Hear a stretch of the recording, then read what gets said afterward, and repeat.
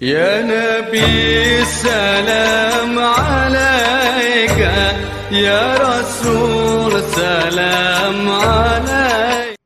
Bismillahirrahmanirrahim. Assalamualaikum warahmatullahi wabarakatuh. Allahumma salli wa sallim wa barik wa azim ala habibina wa syafina wa qurrata ayunina Sayyidina Muhammad wa ala ali Sayyidina Muhammad. Allahumma salli wa sallim wa barik alaihi. Allahumma salli wa sallim ala Sayyidina Muhammad wa ala ali Sayyidina Muhammad.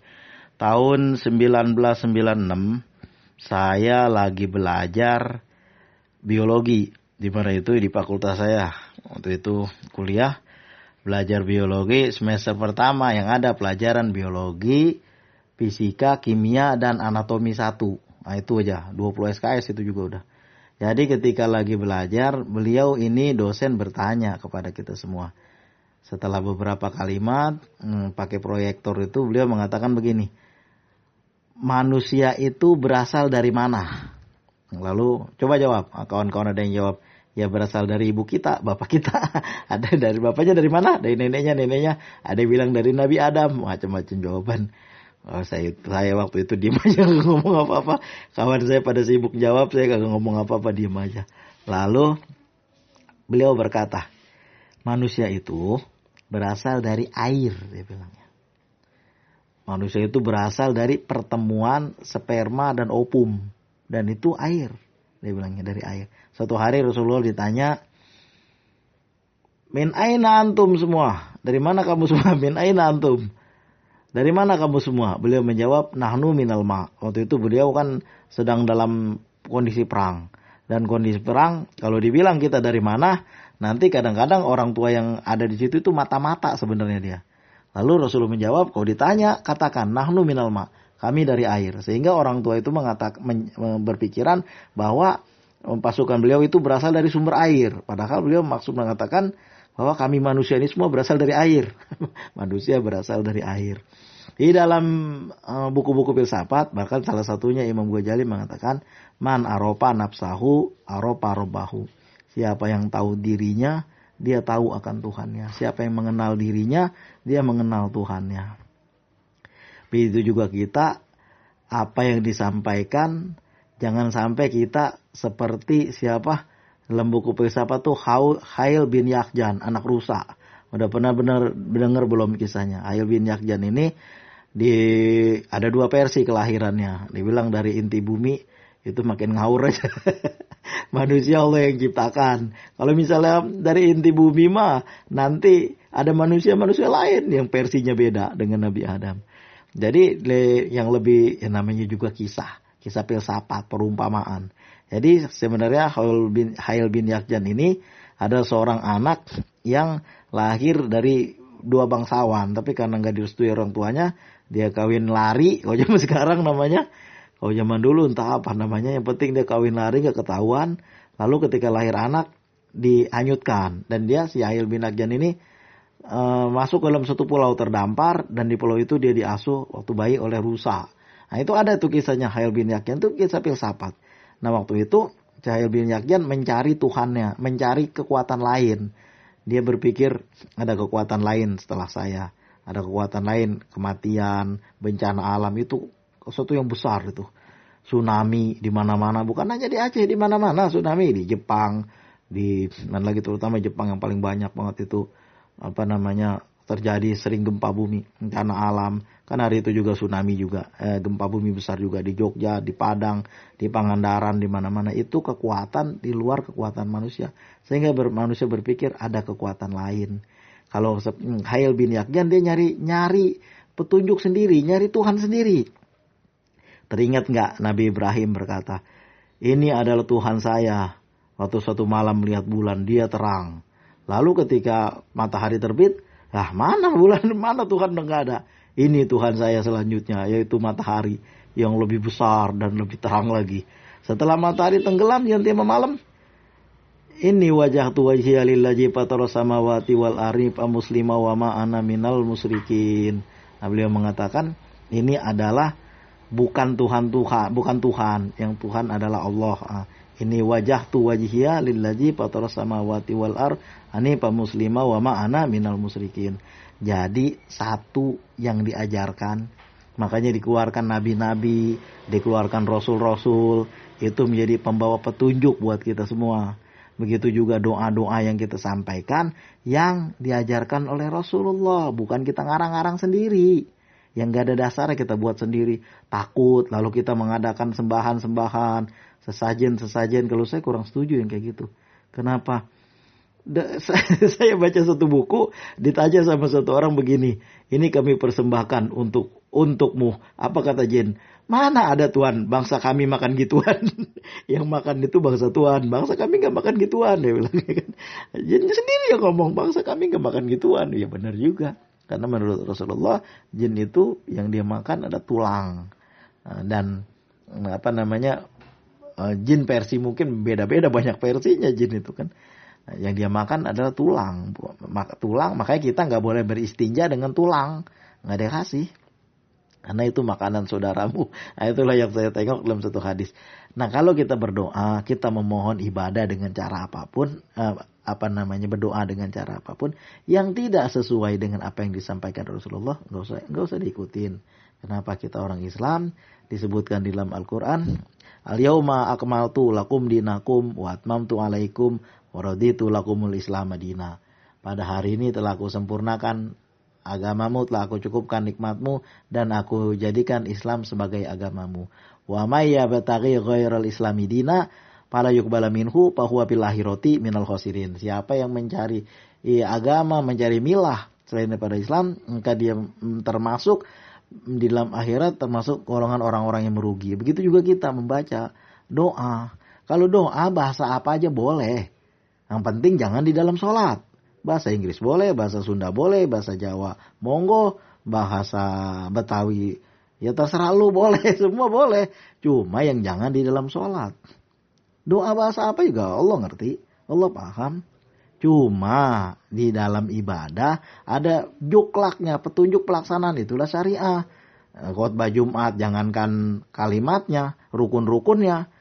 Orang aturan rukunnya aja diatur. Pertama, membaca Alhamdulillah. Kedua, bersalawat atas Nabi Muhammad. Ketiga, ayat Quran, membaca ayat Quran. Keempat, usikum bitaqwallah. Kelima, doa lil muslimin wal muslimat. Yang keenam, tertib. Begitu juga khutbah. Begitu juga khutbah Jumat. Yang jadi khotib tidak boleh batal wudunya. Karena itu kita mengikuti apa yang diajarkan oleh Rasulullah. Doa-doa juga begitu. Sholawat juga begitu. Apa yang diajarkan oleh Rasulullah, ya Rasulullah, kalau bersalam kepadamu kami ngerti. Tapi kalau bersalawat kepadamu kami nggak ngerti. Apa yang harus kami ucapkan? Rasulullah bersabda, kama qala Rasul, ucapkan Allahumma sholli ala Muhammad wa ali Muhammad kama sholaita ala Ibrahim wa ala Ibrahim wa barik ala Muhammad wa ala Muhammad kama barakta ala Ibrahim wa ala ali Ibrahim fil alamin innaka Hamidum Majid. Yang penting ada Allahumma sholli ala Muhammad, Allahumma sholli ala Sayyidina Muhammad. Yang penting ada itunya, sisanya itu pujian, itu doa. Doa kan setelah salawat bagus. Kalau doa kalau doa tidak diiringi salawat, ya doa itu nggak jadi, nggak naik ke hadirat Allah. Doa-doa akan berputar-putar antara langit dan bumi apabila tidak dibacakan salawat kepada Rasulullah. Maka dari itu kan doa-doa harus kita bacakan salawat. Sebelum dan sesudahnya kita bersalawat. Sebagaimana kalau di musola Betawi itu kalau mau berdoa habis maghrib, lalu baca Allahumma sholli wa sallim ala sayyidina Muhammadin sholatan tunjina biha min jamil ahwali wal afat. Itu dari saya masih kecil itu. Kalau jamaah maghrib saya datang ke masjid, itu yang dibaca. Sampai sekarang itu juga yang dibaca. Pengganti itu sholawat yang dibaca. Itu juga apa yang di luar apa yang diajarkan Rasulullah jangan kita ikutin. Di luar apa yang diajarkan jangan kita ikutin. Ada doa, ada bacaan begini, harus begitu. Rasulullah nggak ngajarin. Kita ngikutin apa? Yang kayak gitu. Rasulullah nggak mengajarkan begitu, jangan kita ikuti. Khusus untuk ibadah. Kalau budaya lain lagi. Zaman Rasulullah nggak ada HP. Kita juga nggak ada HP. Bukan gitu, itu mah budaya namanya. Zaman Rasulullah orang naik onta. Kita guru naik onta juga. Bukan kayak gitu, itu budaya.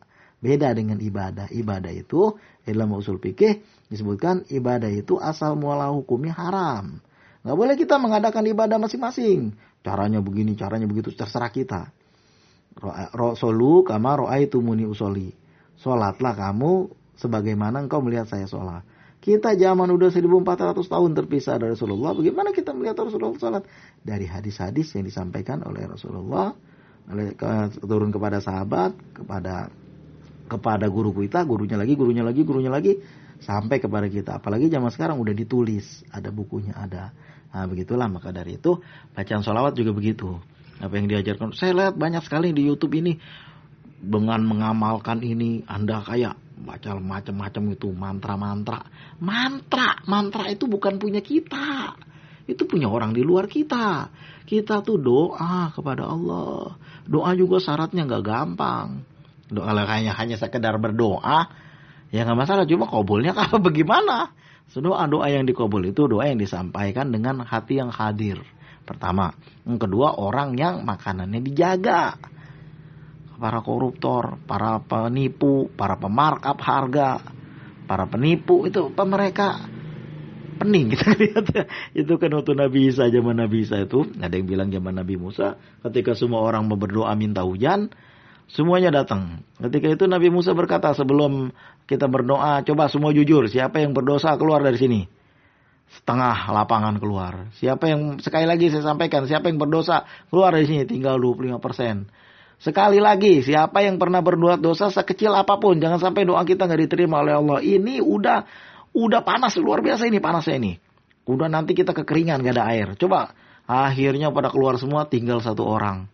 Akhirnya Nabi Musa bertanya, wahai orang tua ini buta, matanya nggak kelihatan. Apakah kamu tidak berdosa? Saya nggak tahu ya Nabi Allah, saya berdosa apa enggak. Saya di rumah setiap hari, kalau makan anak saya yang cari makan.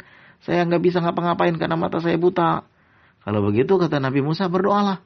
Ketika dia baru angkat tangan, hujannya turun. itu makanannya dijaga. Kalau kita bersedekah, terutama bersedekah untuk orang tua kita yang udah meninggal, kita kasih sedekah, beli Al-Quran, kita sedekahin orang tua. Dulu atau saya kecil-kecil di pesantren, ada suatu orang kaya yang anaknya meninggal masih muda-muda. Nggak tahu kisahnya bagaimana, kami lagi kami lagi sekolah, pulang sekolah dipanggil. Ayo ikut, ada yang sempat mandi, ada yang nggak sempat mandi. Kalau saya kan resik orang yang mandi dulu cepet-cepet, kesek, langsung siap-siap, jalan terus. Kemana? Diajak ke Tanah Kusir. Waktu itu, untuk ngapain? Untuk di situ berdoa. Saya lihat siapa yang meninggal, anak masih muda umurnya. Waktu itu kalau nggak salah lahirnya tahun 74 atau 74 lah sekitar itu. Dan pada tahun itu masih tahun 1980-an. Kira-kira 85 atau 86 lah. Masih muda waktu itu umurnya berarti kan. Nah kemudian, gak lama kemudian orang kaya itu, desas-desus yang saya dengar dari kawan-kawan, gedung langsung dibangun lantai 2. Langsung rapi gitu. Bahkan anak santri perempuan langsung pindah. Cuman hitungan berapa bulan aja. Saya tanya, cepat sekali gedung itu dibangun. Itu dari Pak Haji. Nggak saya sebutlah orangnya. Yang kemarin anaknya meninggal itu yang kita pergi ke Tanah Kusir. Oh begitu. Itu kalau yang diberikan dari harta yang haram. Ini kan contoh aja kan. Kalau diberikan dari kita memberikan sedekah kepada orang tua kita. Hasil markup harga. Hasil kita kita kumpul-kumpulin dengan cara yang jahat. Dana desa kita ambil. Kalau kepala desa atau Pak RT diambil sama dia dikit-dikit. Atau orang jualan dibuat dengan curang. Itu amalnya dikumpulin dan dilempar ke muka kita. Nggak ada gunanya. Makanya harta yang haram dimakan jadi penyakit. Dijadiin modal bangkrut. Dijadiin sedekah nggak diterima oleh Allah. Haji apalagi. Hartanya harus bersih.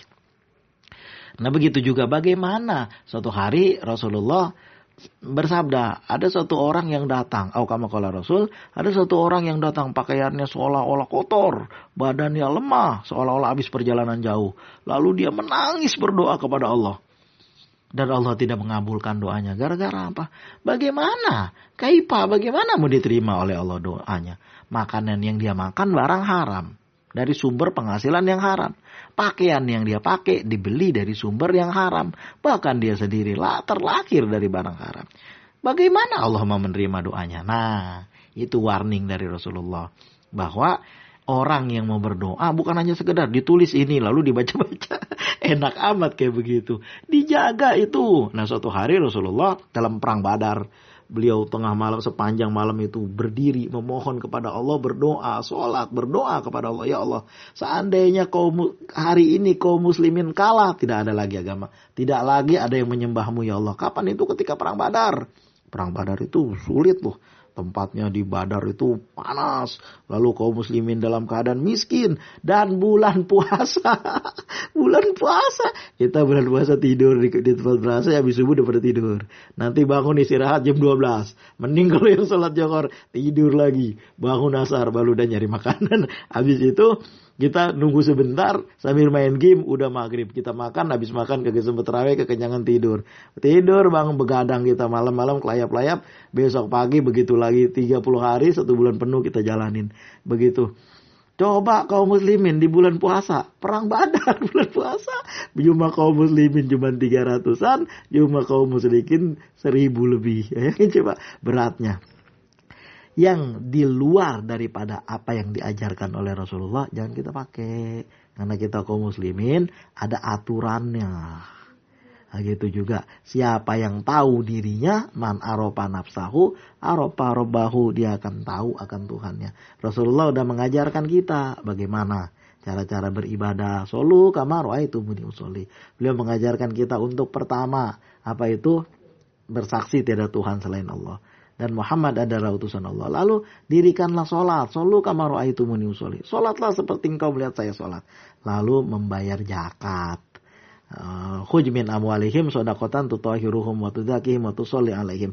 Diajarin gak itu tata caranya? Diajarin ukurannya, diajarin sedekahnya bagaimana. Dan juga dikasih peringatan. Apa itu?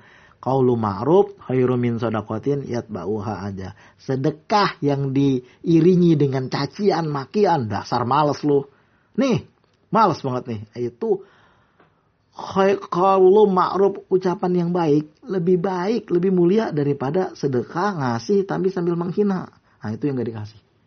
Lalu setelah sedekah, membayar zakat, lalu apa? Berhaji berpuasa dulu, berpuasa di bulan Ramadan. Banyak keterangan Rasulullah tentang puasa. Allah merintahkan untuk berpuasa. Ya ayyuhalladzina amanu kutiba alaikumusiyam. Wahai orang beriman, diwajibkan atas kamu berpuasa. Emangnya suka-suka kita aja berpuasa, puasa terus. Ada aturannya juga. Bagaimana orang yang sakit, bagaimana orang yang dalam perjalanan. Dan orang-orang yang berpuasa bukan nahan makan doang kayak tadi. Habis sahur tidur, salat subuh juga kelewat udah. Bukan kayak begitu, tapi ada aturannya. Nah, contohnya di zaman Rasulullah ada orang yang muntah itu sangat sakit dia, itu sangat sakit berpuasa itu. Ternyata dilaporkan sama Rasulullah, ya Rasulullah ada orang yang kesian dia ya Rasulullah. Kenapa dia sakit? Itu puasa itu dia nggak mampu lagi. Orang Betawi bilang udah mau mampus. Begitulah kira-kira jahatnya. Itu kerasnya dia itu berpuasa. Lalu Rasulullah bilang apa? Ini ada semangkok, suruh muntah 2 orang itu di sini. Aneh juga, tapi mereka ikutin. Ya udahlah, kamu disuruh sama Rasulullah muntah di sini, di dalam mangkok ini. Kemudian ketika dia muntah keluar potongan-potongan daging dan darah. Ternyata apa? Rasulullah mengatakan mereka itu puasa juga, ngomongin orang juga, ngerasanin orang. Nah itu gak dikasih, puasa itu ada aturannya juga. Nah setelah itu haji. Haji itu ibadah yang berat. Duitnya juga, fisiknya juga. Malam-malam kita kumpul di Mina, kagak pakai tenda. Kalau di Arafah mending ada tendanya. Di Mina kagak ada tendanya. Lalu ya udah beralaskan langit, beralaskan bumi, beratap langit. Ribuan orang di situ. Berat ibadah haji itu. Tapi juga ada aturannya buat siapa? Buat orang yang mampu aja. Yang gak mampu gak usah. Jangan maksa-maksain. Yang mampu aja. Yang mampu aman perjalanannya. Ada bekal untuk di jalan. Ada bekal untuk ditinggalkan. Tapi juga Allah kasih peringatan. Fatajawadu, maka berbekallah. Paina khairu jadi takwa. Sungguhnya sebaik-baiknya bekal adalah takwa. Nah itu semuanya ada aturannya. Doa juga begitu. Kan kita ngada-ngadain sendiri. Ini baca mantra ini. Saja. Rasulullah ngajarin ke kanan, dia belok ke kiri. Jadi susah. Dan mengaku cinta Rasulullah. Padahal apa yang diajarkan Rasulullah nggak dikerjain sama dia. Isikum nafsi bitaqullah. Mudah-mudahan man aropa nafsahu aropa robbahu. Siapa yang tahu dirinya, ngerti, kenal dirinya, dia juga akan kenal pada Tuhannya. Saya cuma seorang hamba aja yang nggak punya kekuatan apa-apa. La haula wala quwata illa billahil aliyil azim. Itu lafaz la haula wala quwata dalam satu keterangan itu dibaca sampai 7 kali bentuk. La haulun wala quwatun, la haulan wala quwatan, la haula wala quwata, la haulun wala quwatan. Itu buat yang ngaji fikih, yang ngaji nahwu aja. Yang enggak la haula wala quwata illa billah. Tidak ada daya dan tidak ada upaya kecuali pertolongan Allah. Sikum wa nafsi bitaqullah. Jangan ngada-ngadain ibadah selain apa yang diajarkan oleh Rasulullah. Karena ibadah itu hukum asalnya haram.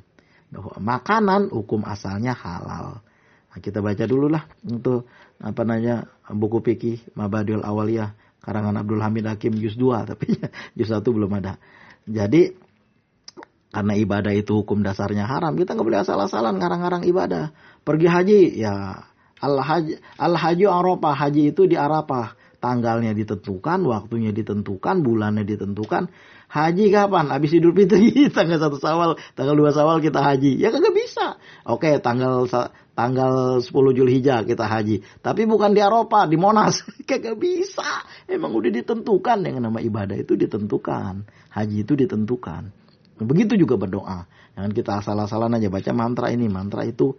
Kagak boleh, kagak dikasih. Karena itu udah keluar dari tuntunan Rasulullah. Ma yabtaghi ghairal islami dina wa ma yabtaghi ghairal islami dina fala yuqbala minhu wa huwa fil akhirati minal khasirin. Siapa yang mencari milah tuntunan selain daripada Islam, fala yuqbala minhu itu kagak diterima tuh. Wa huwa fil akhirati minal khasirin, dan mereka di akhirat termasuk golongan orang-orang yang rugi. Jaga makanan kita, jaga hubungan baik dengan siapapun. Insyaallah doa-doa kita Allah terima, Allah ijabah, dan Allah mudahkan urusan kita. Baca sholawatnya juga. Dan yang paling penting, apa dari semua itu? Awalu ma yuhasabu bihil abdu yaumal qiyamah as-sholah. Pertama kali yang dihisab, ditanya-tanyain itu di antara seorang hamba pada hari kiamat, sholat. Makanya sholatnya dijaga. As-sholatu ala waktiha. Sholat itu di awal waktunya. Tepat waktunya begitu azan. Kita sholat, kita bersiap-siap untuk azan, bersiap untuk sholat. Jaga sholatnya, jangan ngerjain yang lain tapi sholat nggak dikerjain. Bang, saya baca sholat paling banyak tapi malas sholat. Gimana? Dulu ada orang bertanya begini, orang kafir itu kan dikatakan mereka itu banyak yang berjasa. Contohnya mereka mampu bikin pengeras suara, bikin rekaman HP kayak gini, ya pokoknya banyak yang bermanfaat untuk orang lain. Mereka tentu pahalanya banyak. Apakah mereka nggak masuk surga? Tentu mereka pahalanya dapat banyak. Kalau nggak ada mereka buat ini, suara kita nggak terkenal kemana, nggak sampai kemana-mana. Didengar di Papua juga kedengeran. Kalau kita buka channel YouTube ini kan, kita dengar di Kutub Utara juga kalau ada internet kedengeran. Cuma mereka dapat pahala banyak. Cuma nanti ketika mau udah dihisab, dilihatin, nah itu pahala kamu banyak kali. Nah itu pahalamu. Dan kami itu tempatnya surga. Tapi passwordnya dulu mana? Dan passwordnya harus awaluma yuhasabu bihil abdu yaumal qiyamah sholat as-sholat. Jaga sholatnya. Jangan kita ngerjain yang lain. Tapi sholat kalau telah subuh kesiangan. Johor kerepotan. Asar kelupaan. Maghrib di jalanan, isya ketiduran. Akhirnya kita udah tua dan udah mati. Tinggal aja lah penyesalan yang ada kita. Awalu ma yuhasabu bihil abdu yaumal qiyamah as-shalah. Kita salat karena kita kenal siapa diri kita, sehingga kita kenal Tuhan kita. Sikum wa nafsi bitaqullah. Terima kasih atas segala perhatian, mohon maaf atas segala kekurangan. Sikum wa nafsi bitaqullah. Allahumma shalli wa sallim ala Muhammad wa ala ali Muhammad. Alhamdulillahirabbil alamin. Assalamualaikum warahmatullahi wabarakatuh.